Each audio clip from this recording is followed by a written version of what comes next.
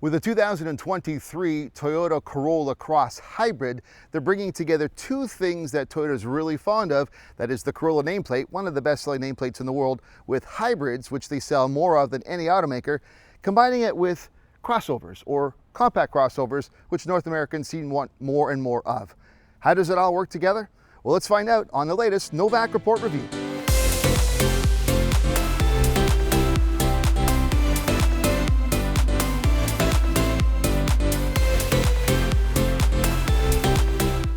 We're starting to see Toyota offer multiple hybrid systems with their new model releases, but that's not the case with this Corolla Cross Hybrid. There's just a single hybrid system. It's part of their 5th generation of hybrids, but it's a 2-liter, 4-cylinder engine. It actually has a lithium-ion battery instead of nickel metal hydride. That is new, and that's for reduced weight and better efficiency. But it's also paired to your standard electronic CVT, and all trims are standard with electronic on-demand all-wheel drive. You have a net output of 196 horsepower. You're good for about 1,500 pounds of towing at max. And overall, this is an efficient system, not a powerful one. If you're looking for a Corolla with power, well, now they have a new GR that's just right for you, but this is okay. It is about efficiency.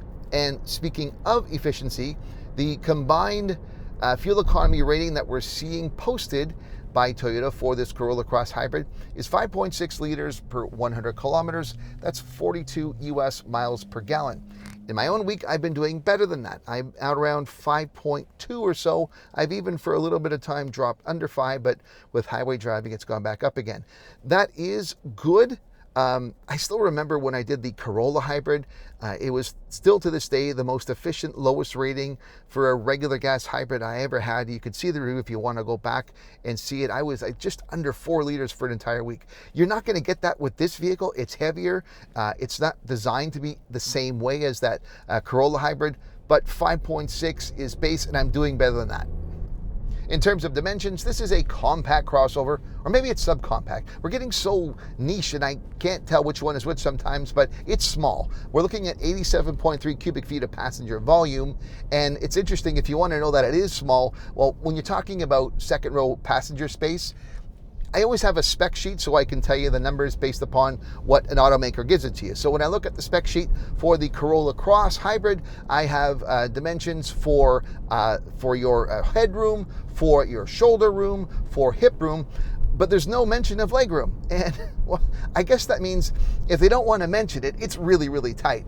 In terms of cargo space, with the second row seats up, so just in the rear area, you've got 21.5 cubic feet. Put those second row seats down, you're going to get 61.8 cubic feet. That's pretty good for a vehicle this size. And I guess one advantage of having the Corolla Cross versus a Corolla, and of course, being a sedan or liftback, but you do have a higher elevation in terms of the vertical space. So if you have something a little bit bigger and boxy, you can get in pretty easy. The Corolla Cross will be offered in either 2 or 3 trims, depending whether you're in the US or Canada. The Americans will have the full trim line. It's an S, SE, and XSE. Canadians would only have the mid, SE, and top end XSE to pick from. But with some standard features across all 3 trim levels, it's not a bad offering. As I mentioned in the powertrain delivery and the stats, that all trim levels will have standard on-demand all-wheel drive, electronic all-wheel drive. That's good. Also, all trim levels will have as standard wireless Apple CarPlay and Android Auto connectivity. But with this XSE that I am driving, you will see additional features. On the exterior, tires are 17 inches as standard. I have 18-inch alloys actually on this particular tester. You'll also see some color moldings and combinations that are consistent. Actually, speaking of color, this color here is a new color called Acidic Blast. I don't know what acidic blast really means, although this is kind of a yellowish gold. And I've actually seen quite a polarizing response to this color. I actually kind of like it, especially now that I'm just in the beginning of fall. I think it looks nice with the colors, but I've had people say they really don't like it at all. But it's acidic blast, a blast of what? I don't know. That's just the color combination. The other thing that is notable on the exterior is lighting. There's a full LED lighting package on the XSE, headlights, fog lights, tail lights. There are some LEDs in different trim levels on lower and mid, but on the XSE, you get them all LED.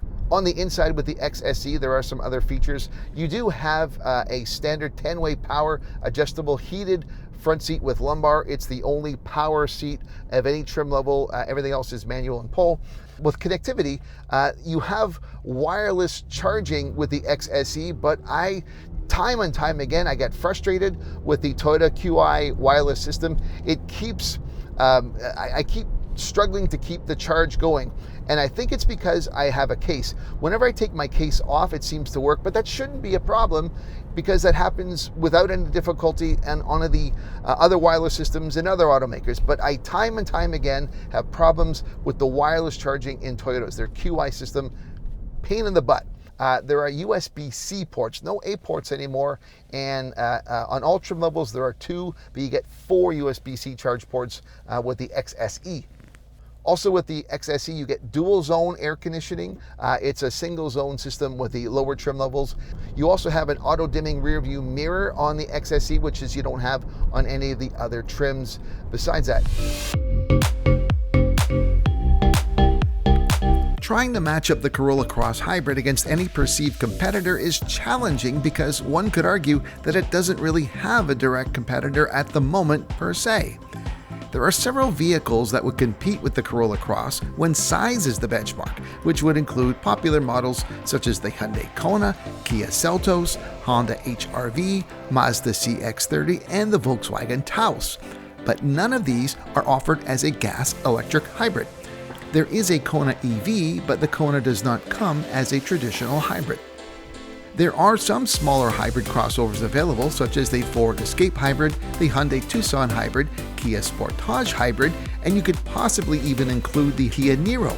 But all of these would be larger in size, so if one is looking for more of a small, compact hybrid crossover, the choice at the moment is really down to one. Now, this isn't to say that other makes and models won't be considered when comparing them to the Corolla Cross Hybrid, but any of them will be less apples to apples and more apples to pears. Overall, this new Toyota Corolla Cross Hybrid offers sizing, capabilities, and efficiency that are unique in the industry when all put together.